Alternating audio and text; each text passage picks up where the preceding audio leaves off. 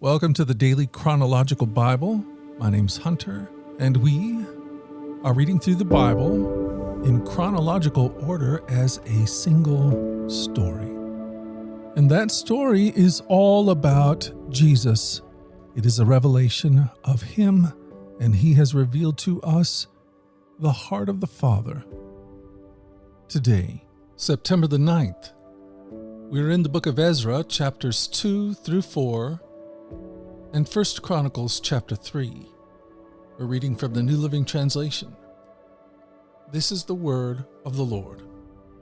Ezra chapter 2. Here is a list of the Jewish exiles in the provinces who returned from their captivity. King Nebuchadnezzar had deported them to Babylon, but now they returned to Jerusalem and the other towns in Judah where they originally lived. Their leaders were Zerubbabel, Jeshua, Nehemiah, Sariah, Realiah, Mordecai, Bilshan, Mispar, Bagvai, Rehum, and Baanah. This is the number of the men of Israel who returned from exile. The family of Parosh, 2,172. The family of Shephatiah, 372. The family of Arah, 775. The family of Pahath Moab, descendants of Jeshua and Joab, 2,812.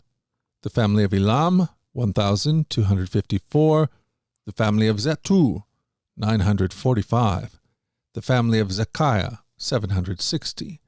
The family of Bani, 642. The family of Babiah, 623. The family of Azgad, 1,222.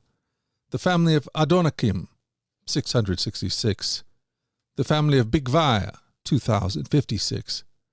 The family of Adin, 454. The family of Atur, descendants of Hezekiah, 98.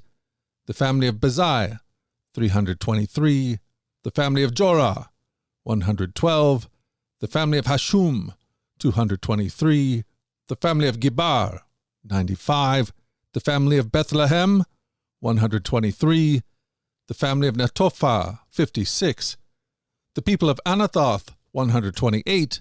The people of Beth Azmaveth, 42. The people of Kiriath Jearim, Kaphirah, and Beeroth, 743. The people of Ramah and Geba, 621. The people of Michmash, 122. The people of Bethel and Ai, 223. The citizens of Nebo, 52. The citizens of Mikbish, 156. The citizens of West Elam, 1,254.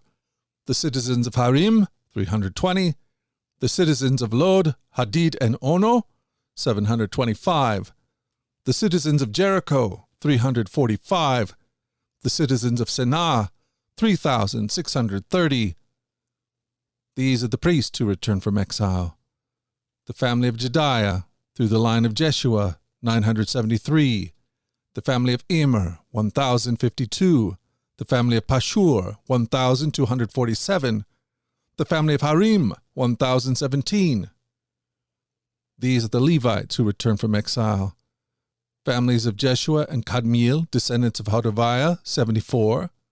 The singers of the family of Asaph, 128. The gatekeepers of the families of Shulam, Ater, Talmon, Akub, Hatita, and Shobiah, 139.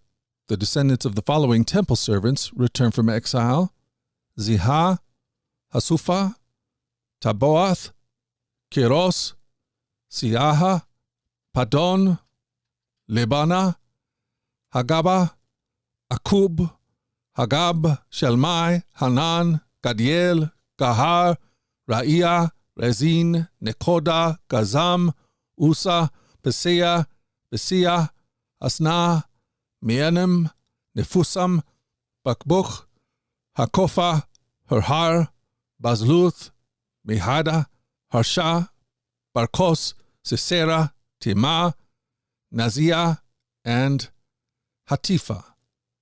The descendants of these servants of King Solomon returned from exile: Satoi, Hesoreth, Peruda, Jala, Darkon, Giddel, Shephatiah, Hatil, Pokereth, Hasbaim, and Ami, In all, the temple servants and the descendants of Solomon's servants numbered 392. Another group returned at this time from the towns of Tel Melah, Tel Harsha, Karub, Adan, and Emer. However, they could not prove that they or their families were descendants of Israel. This group included the families of Delaiah, Tobiah, and Nekoda, a total of 652 people. 3 families of priests, Hobaiah, Hakoz, and Barzillai, also returned. This Barzillai had married a woman who was a descendant of Barzillai of Gilead, and he had taken her family name. They searched for their names in the genealogical records, but they were not found, so they were disqualified from serving as priests. The governor told them not to eat the priest's share of food from the sacrifices until the priest could consult the Lord about the matter by using Urim and Thummim, the sacred lots. So a total of 42,360 people returned to Judah. In addition to the 7,337 servants and 200 singers, both men and women, they took with them 736 horses, 245 mules, 435 camels, and 6,720 donkeys. When they arrived at the temple of the Lord in Jerusalem, some of the family leaders made voluntary offerings toward the rebuilding of God's temple on its original site, and each leader gave as much as he could. The total of their gifts came to 61,000 gold coins, 6,250 pounds of silver, and 100 robes for the priests. So the priests, the Levites, the singers, the gatekeepers, the temple servants, and some of the common people settled in villages near Jerusalem. The rest of the people returned to their own towns throughout Israel. Ezra 3. In early autumn, when the Israelites had settled in their towns, all the people assembled in Jerusalem with a unified purpose. Then Jeshua, son of Jehozadak, joined his fellow priest and Zerubbabel, son of Shealtiel, with his family in rebuilding the altar of the God of Israel. They wanted to sacrifice burnt offerings on it, as instructed in the law of Moses, the man of God. Even though the people were afraid of the local residents, they rebuilt the altar at its old site. Then they began to sacrifice burnt offerings on the altar to the Lord each morning and evening. They celebrated the festival of shelters as prescribed in the law, sacrificing the number of burnt offerings specified for each day of the festival. They also offered the regular burnt offerings and the offerings required by the new moon celebrations and the annual festivals as prescribed by the Lord. The people also gave voluntary offerings to the Lord. 15 days before the festival of shelters began, the priests began to sacrifice burnt offerings to the Lord. This was even before they had started to lay the foundation of the Lord's temple. Then the people hired masons and carpenters and bought cedar logs from the people of Tyre and Sidon, paying them with food, wine, and olive oil. The logs were brought down from the Lebanon mountains and floated along the coast of the Mediterranean Sea to Joppa, for King Cyrus had given permission for this. The construction of the temple of God began in mid-spring during the second year after they arrived in Jerusalem. The workforce was made up of everyone who had returned from exile, including Zerubbabel, son of Shealtiel, Jeshua, son of Jehozadak, and his fellow priest, and all the Levites. The Levites who were 20 years old or older were put in charge of rebuilding the Lord's temple. The workers at the temple of God were supervised by Jeshua and his sons and relatives, and Kadmiel and his sons, all the descendants of Hodaviah.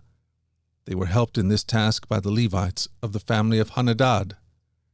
When the builders completed the foundation of the Lord's temple, the priests put on their robes and took their places to blow their trumpets, and the Levites, descendants of Asaph, clashed their cymbals to praise the Lord, just as King David had prescribed. With praise and thanks they sang this song to the Lord. He is good. His faithful love for Israel endures forever. Then all the people gave a great shout, praising the Lord because the foundation of the Lord's temple had been laid. But many of the older priests, Levites, and other leaders who had seen the temple wept aloud when they saw the temple's new foundation. The others, however, were shouting for joy. The joyful shouting and weeping mingled together in a loud noise that could be heard far in the distance. Ezra chapter 4. The enemies of Judah and Benjamin heard that the exiles were rebuilding a temple to the Lord, the God of Israel. So they approached Zerubbabel and the other leaders and said, "Let us build with you, for we worship your God just as you do. We have sacrificed to him ever since King Esarhaddon of Assyria brought us here." But Zerubbabel, Jeshua, and the other leaders of Israel replied, "You may have no part in this work. We alone will build the temple of the Lord, the God of Israel, just as King Cyrus of Persia commanded us." Then the local residents tried to discourage and frighten the people of Judah to keep them from their work. They bribed agents to work against them and to frustrate their plans. This went on during the entire reign of King Cyrus of Persia, and lasted until King Darius of Persia took the throne. The sons of Hananiah were Peltiah and Jeshiah. Jeshiah's sons were Raphaiah. Raphaiah's son was Arnan. Arnan's son was Obadiah. Obadiah's son was Shechaniah. The descendants of Shechaniah were Shemaiah, and his sons Hattush, Igal, Beriah, Neriah, and Shaphat, 6 in all. The sons of Neriah were Eloniah, Hezekiah, and Azrikam, 3 in all. The sons of Eloniah were Hodaviah, Eliashib, Peliah, Achub, Johanan, Deliah, and Anani, 7 in all.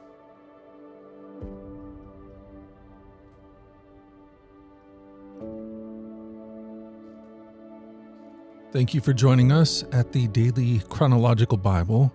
You can find the specifics of our reading plan in the 1-year Chronological Bible published by Tyndale Press. And discover more about our other podcasts at dailyradiobible.com, where people from all around the world come to join us in this journey through the Scriptures, where we allow the Scriptures to point us to the God who is love, the God revealed to us fully in Jesus. Again, that website is dailyradiobible.com. Subscribe or follow wherever you get your podcast. Until tomorrow, let's go forward in God's joy. Let's let his joy be our strength. And let us always remember this, that you are loved. No doubt about it.